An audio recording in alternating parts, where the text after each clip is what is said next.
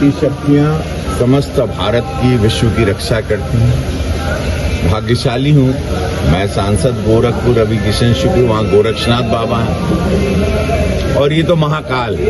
तो जब भी इनके दिव्य दर्शन, जब भी इनके चरणों में आने का मौका मिलता है, जीवन धन्य हो जाता है। समस्त भारत, समस्त परिवार, समस्त समाज सबके कल्याण की प्रार्थना की, अपने गोरखपुर के देवतुल्य जनता के लिए महाकाल के चरणों में हाजिरी लगाई और महाकाल का आशीर्वाद सबको मिलता रहे और मेरा भारत, ये नया भारत शक्तिमान कीर्तिमान होता रहे, यही कामना है। सबके स्वास्थ्य की कामना। नमः पार्वती पते हर हर